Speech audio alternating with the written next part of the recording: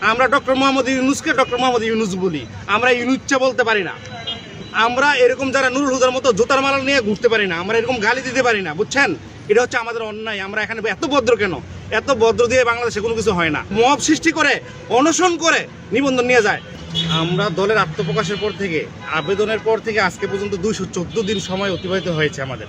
নির্বাচন কমিশনের যে শর্ত ছিল, সকল শর্ত 100% পূরণ করার পরে তারা আমাদেরকে প্রথম যাচাই বাছাই, তারপরে তদন্ত, পুনঃতদন্ত, অধিকতর তদন্ত, এইভাবে 7 বার তদন্ত করেছে আমাদেরকে। তদন্ত করার পরে যখন আমরা সব জায়গায় পাশ করি, তখন আমাদেরকে তারা গণবিজ্ঞপ্তি জারি করে। গণবিজ্ঞপ্তি জারির পরে বাংলাদেশের ইতিহাসে এখন পর্যন্ত এরকম কোনো রেকর্ড নাই যে সনদ দেয় নাই, সনদ আটকায় রেখেছে। সব কিছু দেওয়ার পরে আমাদের আটকে রাখার কারণ কি?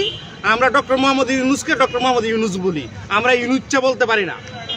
আমরা এরকম যারা নুরুল হুদার মতো জুতার মালা নিয়ে ঘুরতে পারি না, আমরা এরকম গালি দিতে পারি না, বুঝছেন? এটা হচ্ছে আমাদের অন্যায়। আমরা এখানে এত ভদ্র কেন?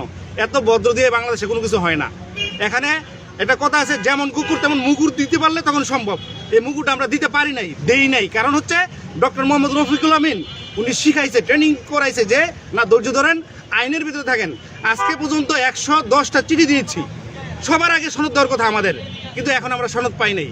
আমাদের এই নেতা কর্মীদেরকে সারা বাংলাদেশে আমরা ধৈর্য ধারণ করার জন্য বলতেছি বারবার যে আপনারা ধৈর্য ধরেন, আমরা আইনের প্রতি শ্রদ্ধাশীল। কিন্তু মব সৃষ্টি করে, অনশন করে নিবন্ধন নিয়ে যায়। বাট আমরা একদম আইনের ভিতরে থেকে, সারা বাংলাদেশে 125টা অফিস রয়েছে আমাদের, তারপর আমাদের সনদ আটকে রাখা হয়েছে। তো আমরা চাই যেটা সঠিক বিচার যেন সুন্দরভাবে দ্রুত করে দেয়, এবং না হলে আমরা জনতার আন্দোলনে তাদের বিচার হবে শীঘ্রই।